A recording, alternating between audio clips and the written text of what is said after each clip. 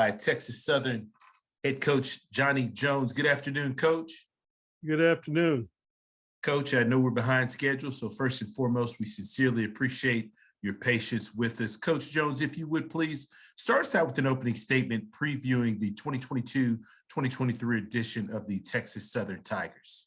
Well, like you say, we're extremely excited about the opportunity to have another season here at Texas Southern with this group coming off of a championship season and having several guys returning this year. We had a nucleus of guys last year that set out because of a redshirt year. We certainly feel like we've got a great balance and another team that we feel like will be extremely competitive in this very difficult and challenging league again. Appreciate those opening comments, Coach. We're now going to open it up for questions. First question goes to Dr. Cavill.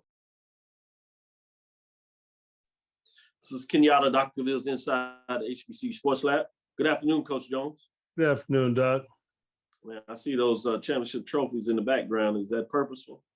No, sir. Coach Granger, Dr. Granger's building a Hall of Fame deal, so we'll have an opportunity to put those in there, and we're just keeping them here and keeping them safe right now. And but we do enjoy coming in and looking at them each morning. Keeping them safe. I like that. Coach, talk a little bit about the roster construction. I know lost a couple of players as things churn, some of them to conference schools, but you just have that natural progression of students graduate. Can you talk about some of the players that we can expect with the team coming back and some new additions? Yes, sir. We had 5 guys that'll be returning that played significant minutes on the team last year, including PJ Henry, who wind up being conference, the MVP of the conference tournament last year. And with him back, engineering is at the point guard. We're certainly excited about that. Jordan Gilliam, who played the point and off guard for us over the last couple of years, have been a part of 2 championship teams, will be returning. So that gives us certainly reason to be excited. And then John Walker, who's really excelled and done a fabulous job for us in terms of competing and playing, and very versatile player back with us. So, and then Carl Nicholas, who we felt been playing at the center spot, been certainly an energy bunny for us, and a tremendous defender inside, can finish, plays extremely hard. We feel like we have a great nucleus, a combination of guys there that's going to help us. And then we're hopeful the guys that we recruited, we had 2 new faces will be coming in this year that we feel that will help us. And then we had 4 guys sit out last year in terms of redshirting that we feel that will come in and impact our basketball team and have us competing at a certain level that gives us reason to feel as though from what they did last year against our guys, that experience, I think, is really going to help them coming into this season. Last follow-up question. The SWAC announced the 2022 Pac-12 SWAC Legacy Series matchup. I know it was done last year, but to credit, you've been going on the road with some of the Power 5 conferences they talk about. You've been able to get some wins in those contests, which is not something that always happens for any mid-major or low-major program. But now you have Washington State coming into here, H&PE Arena, your home court. Talk a little bit about why that's important and how that challenges the narrative that's out there. Yeah, it's actually, we play Arizona State here. They initially put Washington State in the air, but we wind up playing Arizona State. I think Washington State will be at Prairie View, but we're excited about it, especially the challenge. We're excited about what Dr. Charles McClellan has been able to do to bring together a program like that from the Pac-10 to have them in a situation to where they will play home and away games with us over a 2-year period. Helps one with scheduling, and then it certainly helps with their fan base because it will energize our fan base. For us, one, we'll have 4 home games, something we hadn't done since 2002, having 4 games prior to conference play here at home. We couldn't be more excited about that. But Arizona State's to be a tough basketball team. They come from a fine conference. They're well coached. They've done a great job. But I'm excited and looking forward to the challenge across the board because we have some really good basketball teams, very talented in our league. And I can assure you that night in, night out, especially on our home floors, that our team is going to have a very good chance of competing at a certain level with our fan base. That's going to be exciting for teams in this league. Thank you, Jones. Good luck this season. Look forward to it. Yes, thanks, Doc. Next question goes to Jason Bristol. Hi, Johnny. Good to see you. Hey, Jason. Great to see you as well. Jason Bristol from KHOU TV. When you gave a little synopsis of what's coming back, do you believe depth will be a big strength for you this year? Well, not so much the depth. I tell you what, the guys that we lost 7 guys from last year's team, and 4 of those guys won championship rings as well, right?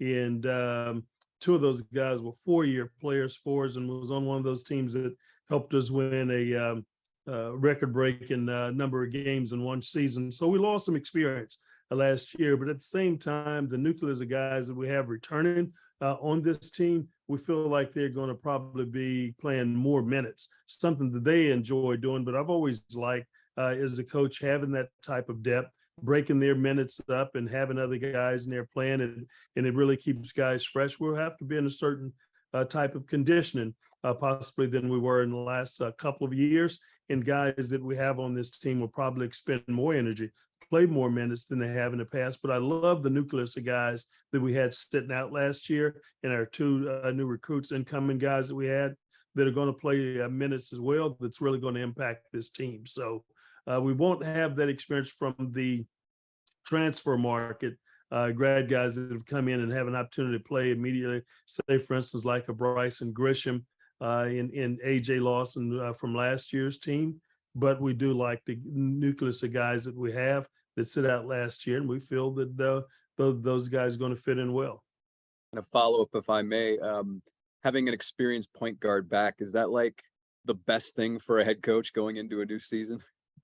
Well, I can just tell you, I'm always a firm believer that great football teams can have great running backs and receivers, but it won't mount to anything if they don't have that signal caller back there.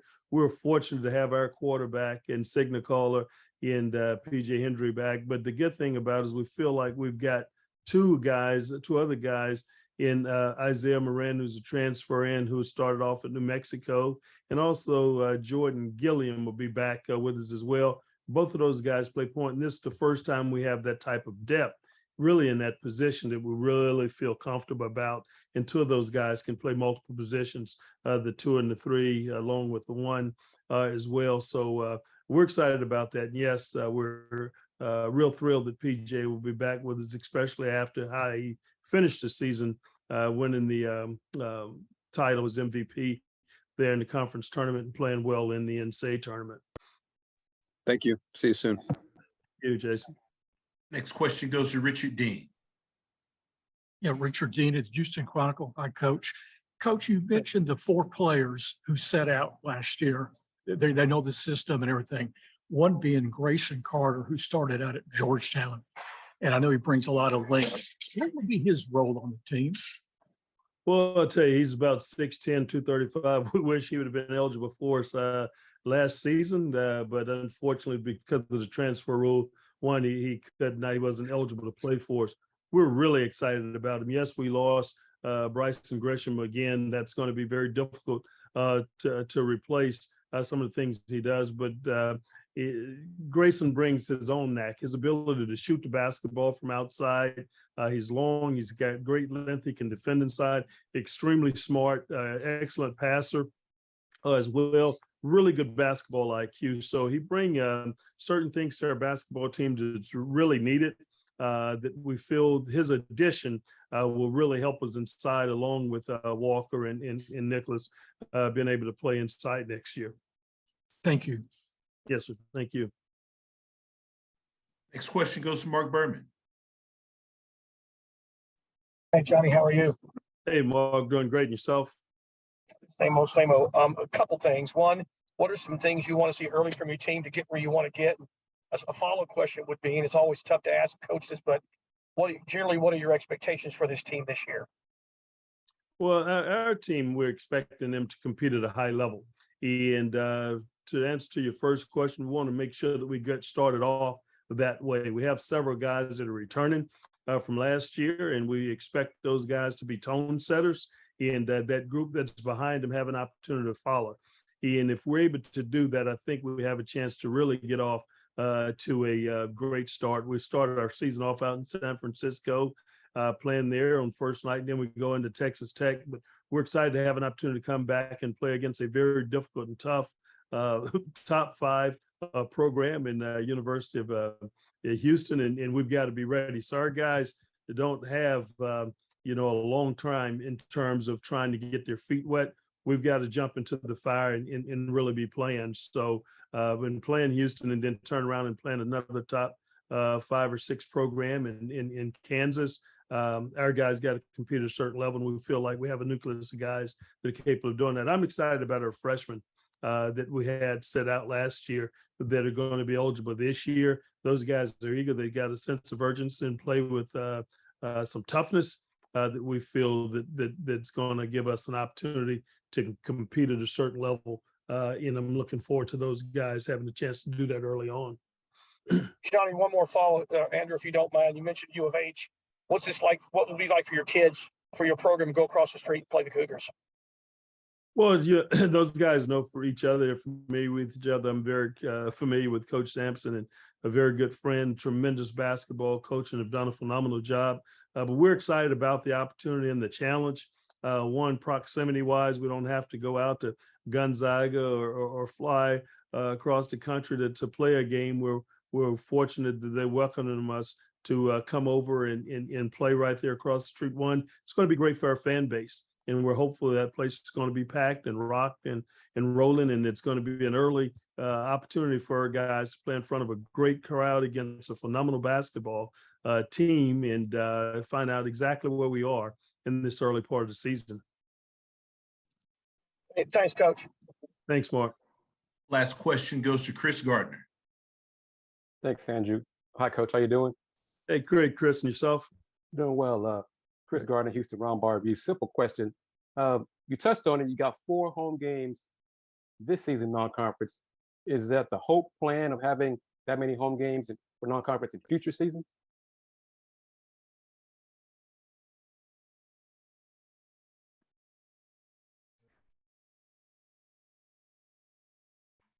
I think we might have some technical issues with Coach Jones's feed. We'll be back momentarily.